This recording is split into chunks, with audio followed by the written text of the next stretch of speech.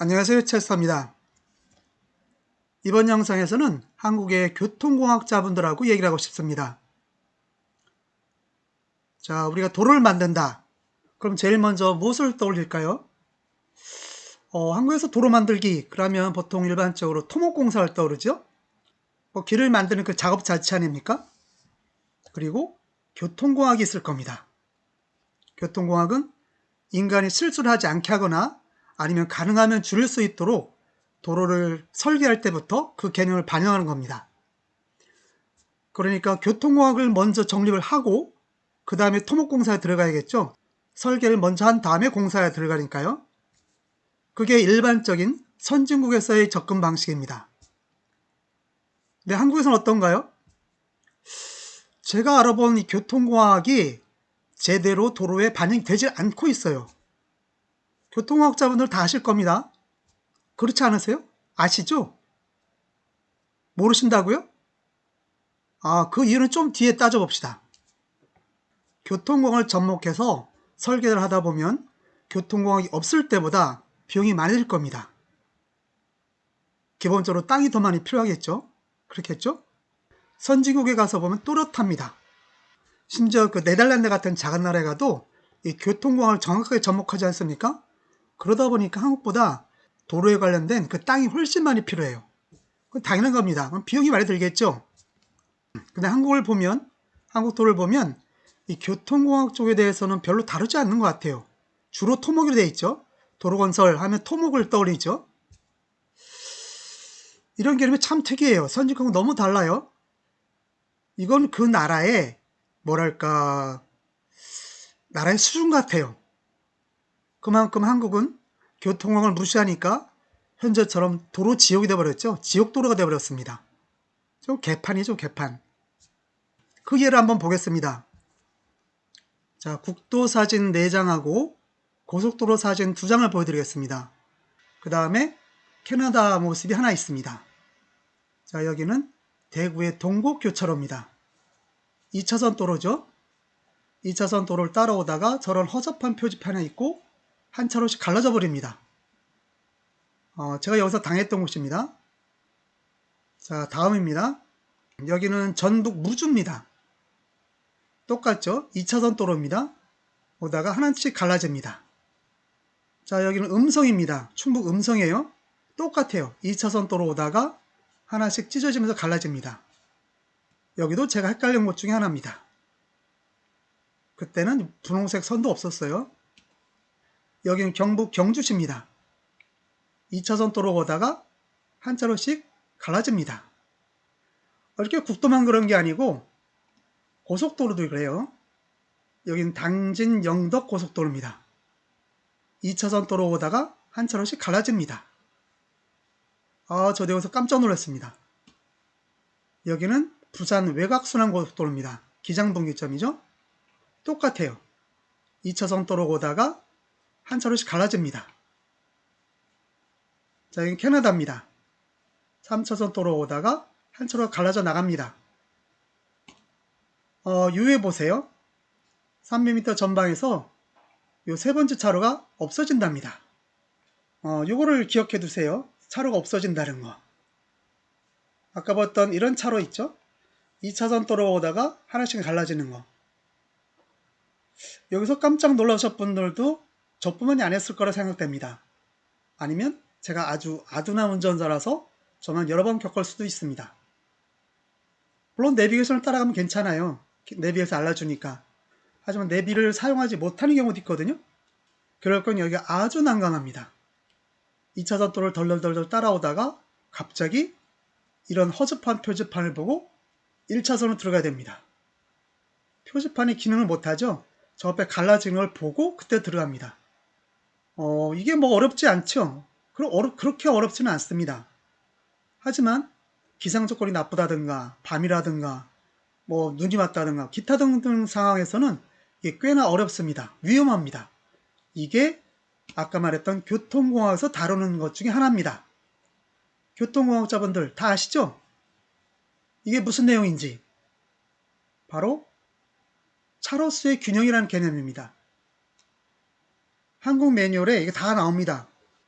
도로의 구조, 시설 기준에 관한 규칙, 해설집이 있어요. 여기 보면 차로수의 균형에 대해서 설명하고 있습니다. 여기 보면 차로수의 균형이 나오죠. 레인 밸런스라고 합니다. 여기 원칙이 있답니다. 첫 번째 장이 있고 두 번째 장에 이거 있어요. 아까 그 사진에서 봤던 도로 있죠? 분기되고 있죠? 여긴 분류라고 썼네요. 분류될 때는 분류 후의 차로 합이 분류 전의 차로수보다 한 개 차로 많아야 한답니다. 이걸 공식으로 보면 이렇게 되는 거죠. 이건 캐나다 자료인데요. 분기입니다. 분기된 후에 그렇게 NC하고 NB가 있죠. NC 요것과 NB 차로수를 합쳤을 때 분기 전 NA죠. 그거보다 하나가 많아야 된답니다. 그 밑에 예시도 있어요. 자, 이렇게 있습니다. 아까 우리가 2차선 도로였잖아요. 2차선 왔습니다. 그럼 2차선을 가고 하나 갈라진다는 거죠. 2차선 와서 한쪽씩 갈라지는 게 아니에요. 절대 그런 수가 있을 수가 없어요. 교통공학이 접목이 되면 2차선을 그냥 가고 한 차로가 갈라집니다. 그러면 이런 의문이 들잖아요. 그럼 2차로가 계속 간다? 난 여기서 한 차로를 줄이고 싶은데? 그럴 수 있죠. 갈라진 다음에 줄여지는 겁니다. 아까 캐나다에서 봤었죠? 갈라진 다음에 300m 진행했네요. 그 다음에 한 차로 줄어드는 겁니다. 이게 교통공학이에요. 그런데 한국도로에서는 이게 교통공학이 접목이 된 겁니까? 심지어 고속도로도 이래요. 이게 어떻게 이렇습니까? 주도로는 2차선을 진행하고 그 다음에 갈라진 다음에 한 차로가 줄어들어야 되는 겁니다. 그게 교통공학이에요. 대한민국 도로는 교통공학을 다 까먹었습니까? 한국에는 교통공학자가 없습니까? 한국의 교통공학자분들 뭐라고 하실 겁니까? 또 매뉴얼 들고 계시겠죠? 한번 봅시다. 여기 이런 말이 나옵니다. 다만 지형, 상황 등으로 부득이하다고 인정되는 경우에는 분류 전의 차로선 갖게 할 수 있다. 이렇습니다. 자, 이게 부득이해 보입니까? 부득이. 부득이란 말이 무엇인지 한번 검색을 해봤어요. 제가 이걸 보고 하도 웃겨가지고 법률적이고 일반적인 사용에서는 매우 예외적이고 피할 수 없는 상황이랍니다. 다른 선택의 여지가 완전히 배제됐대요. 100% 강제성이란다. 이거밖에 없다는 거죠. 이거밖에 없어. 이거밖에 없다면 대한민국에서 2차선 도로가 갈라지는 곳 몇 개나 있어야 될 부득일까요? 1000개쯤 되는데 어쩔 수 없이 하나를 만들었어. 그러면 부득이가 이해가 될 수 있겠죠. 그쵸?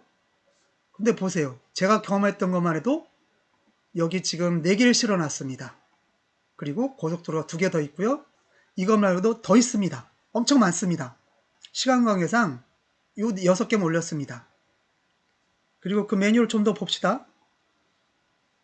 자, 다음 페이지 보면 차로수의 균형 원칙, 예시, 이 원칙이랍니다.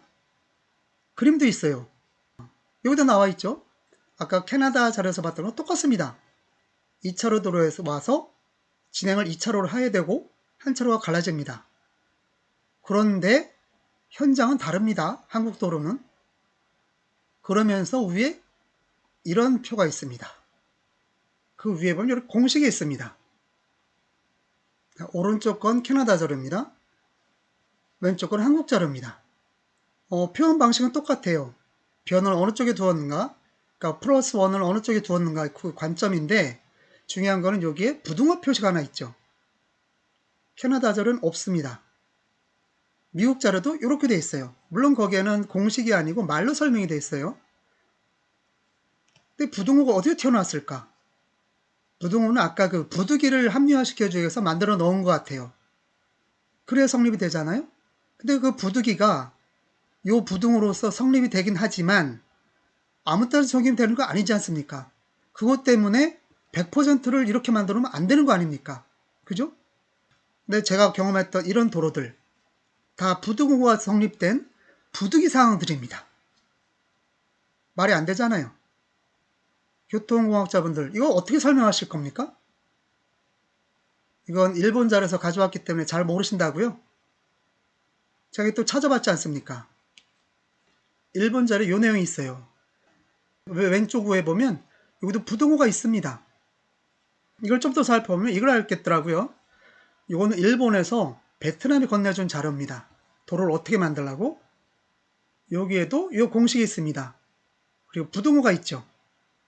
그런데 이 내용이 한국처럼 거기서 끝나는 게 아닙니다. 이 조건이 여러 개가 있어요. 뒷페이지 보면 이 그림도 똑같죠? 한국 메뉴에 실린 거랑 똑같습니다. 그리고 그 밑에 보조차선을 두란 말이 나옵니다. 보조차선을 어떻게 넣으란 말이 주르르륵 나오고 설명이 되어 있죠? 오른쪽 밑에 보면 이 표 있죠? 이렇게 되어 있습니다. 그리고 어떻게 보조차선을 두고 거기에서는 차로수의 균형 공식이 어떻다라고 다 실려 있습니다. 이 차로수의 균형 공식은 캐나다 거랑 똑같아요. 자, 보세요. 똑같죠? 표현 방식이 다른 겁니다. 표현을 어느 쪽에 두냐가 다른 거죠. 공식이 똑같아요. 그리고 그 밑에 보면 보조차선을 어떻게 둔다라는 말이 또 설명이 나옵니다. 쭉 나오죠. 이런 말들이 있는데 한국자는 이 말도 나오지 않습니다. 볼까요? 오늘 아주 기초적인 설명이 있고 그 다음 페이지 넘어가면 이 그림이 있죠. 왼쪽에 일본 자료 아랫부분 있죠. 여기 설명이 있었는데 오른쪽에 한국 자료는 그 말도 없습니다. 그리고 보조차로라고 그림이 그려져 있어요. 왼쪽에 있는 것과 똑같죠. 그런데 공식이 다릅니다. 일본 건 이렇게 공식이 있었죠. 캐나다 거랑 똑같았습니다. 근데 오른쪽 걸 보세요. 한국 거. 이게 공식입니까? 이퀄이 없잖아요. 이퀄. 이게 뭡니까? 수식이 아니잖아요. 이게 뭐 기호입니까? 뭡니까? 아주 교묘하게 빠져나갔죠? 분기 후는 무엇과 같다라는 거. 등호와 부등호가 있었죠? 여기 보면 등호 아닙니까? 홀라당 빼먹었죠? 왼쪽도 마찬가지입니다. 교통화학자분들 이러시면 안 되는 거 아닙니까? 교통화학자들의 양심은 사라진 겁니까? 이러면서 무슨 엔지니어입니까? 엔지니어가 거짓말을 합니까? 엔지니어들이 거짓말하고 장난치면 안 되는 거죠. 이게 뭐 하는 겁니까? 영상이 길어지는 관계로 두 번을 나누도록 하겠습니다.